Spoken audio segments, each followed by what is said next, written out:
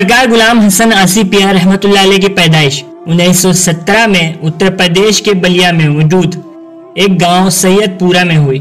آپ کے والد حضرت عبداللطیف رحمۃ اللہ علیہ دارالعلوم حنفیہ جونپور سے فارغ عالم تھے اور علامہ غلام آسی غازی پوری رحمۃ اللہ علیہ کے بہت بڑے فالوور تھے، اس لیے آپ کا نام ان کے نام پر غلام آسی رکھا۔ آج کی اس ویڈیو میں ہم سرکار آسی پیہ کے ایک مرید خاص عبدالعزیز میاں سرکار اور آسی پیہ کی محبت کے کچھ واقعات کا تذکرہ کریں گے۔ آپ سے گزارش ہے کہ ویڈیو کو اینڈ تک ضرور دیکھیں۔ حضور عزیز میاں رحمۃ اللہ علیہ بچپن ہی سے ورد و مجاہدات کیا کرتے تھے، اور جب آپ کی شادی ہوئی تو اللہ تعالیٰ سے یہ دعا کیا کرتے تھے، یا اللہ مجھے 4 بیٹے نصیب عطا فرما تاکہ مرنے کے بعد وہ مجھے کاندھا دے سکے، اور پھر ہوا بھی یہی، اللہ تعالیٰ نے آپ کو 4 بیٹے عطا فرمائے، جس کا ظہور آپ کے پیر و مرشد فیض العارفین راحت العاشقین سرکار آسی پیہ حسنی رحمۃ اللہ علیہ کے آستانے سے ہوا۔ شادی کے 4 سال بعد آپ کے گھر میں ایک لڑکے کی پیدائش ہوئی جو 2 مہینے کے بعد وفات پا گیا۔ اس کے بعد ایک کے بعد ایک 2 لڑکیاں ہوئیں جو ابھی حیات سے ہیں۔ اس کے بعد آپ پیر و مرشد کی تلاش میں نکلے۔ آپ کی ملاقات خواجہ حسن سرکار کے خلیفہ فیض العارفین غلام آسی پیہ سرکار رحمۃ اللہ علیہ سے ہوئی، مگر آپ کو قوالی، محفل سماع، وجد وغیرہ میں بالکل دلچسپی نہیں تھی، بالکل ہی ناپسند تھا، اور آسی پیہ سرکار کی روحانی غذا ہی قوالی تھی۔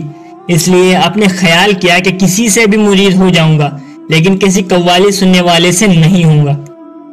لہٰذا آپ نے کئی خانقاہوں کے چکر کاٹے، وہاں کے پیروں سے ملے، مگر کوئی آپ کی سمجھ نہ آیا۔ اللہ ہی جانے سرکار آسی پیہ نے کون سا جام پلا دیا تھا کہ وہ بس آپ ہی کے ہو کر رہ گئے، اور آسی پیہ سے عرض کیا کہ حضور اب ہمیں غلامی میں لے لیجئے۔ آسی پیہ سرکار نے کہا جاؤ کل آنا، اور آج رات جو خواب دیکھنا ہمیں آ کر بتلانا، پھر ہم تمہیں مرید کریں گے۔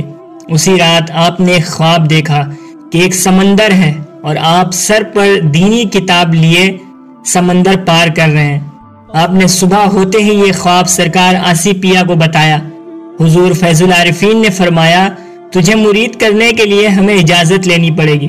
پھر آپ نے جو اجازت لی وہ اس طرح ہے کہ آسی پیہ نے عزیز میاں سے کہا کہ سامنے لگے جھاڑ سے 2 پتے توڑ کر لاؤ اور مٹھی بند رکھنا۔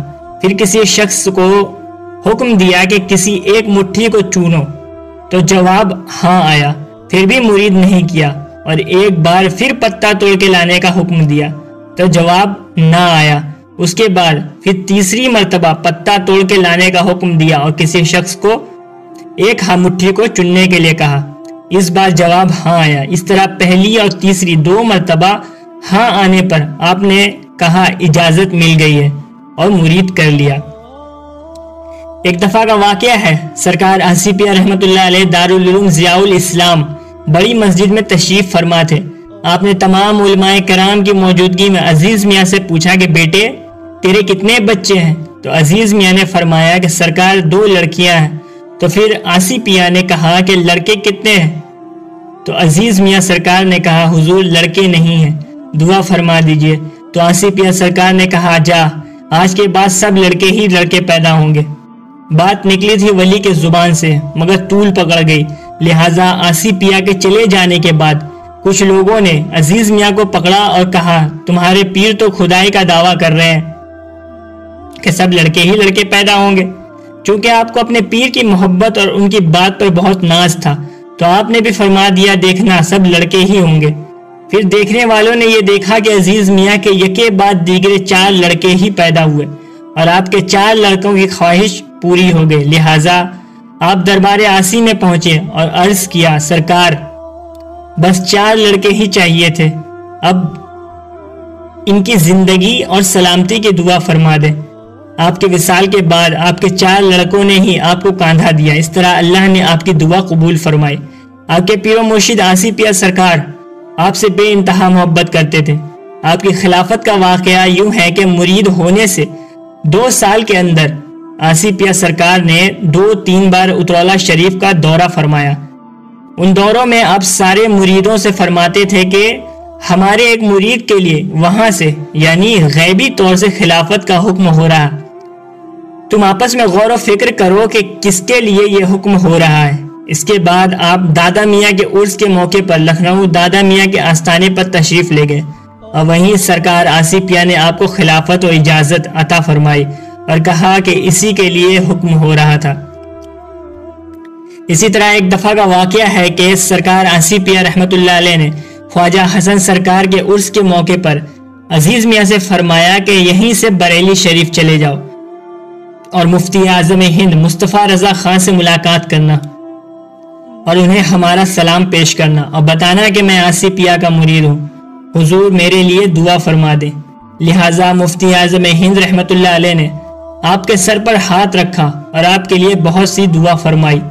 اسی طرح ایک دفعہ آصفیہ سرکار عزیز میاں کو اپنے بڑی بہن جو کہ علامہ امجد علی خان اعظمی گھوسوی کی اہلیہ تھیں ان کے پاس لے گئے اور کہا، آپا جان ہمارے اس مرید کے لیے دعا فرما دیں، ایک وقت آئے گا کہ اس کا ستارہ عروج پر ہوگا اور دنیا اسے دیکھ کے رشک کرے گی۔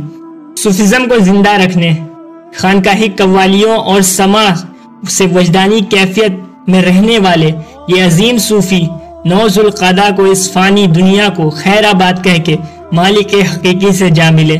آج بھی ہر سال سرکار آصفیہ کا عرس ذوالقعدہ کے مہینے میں پورے اتر پردیش کے ساتھ ساتھ ہندوستان کے کئی صوبوں میں منایا جاتا ہے اور یہ پیغام دیتا ہے کہ وَلَا تَقُولُوا لِمَن يَقْتُلُوا فِي سَبِيلِ اللَّهِ أَمْوَاتٌ، اور جو لوگ اللہ کی راہ میں مارے جائیں انہیں مردہ نہ کہو۔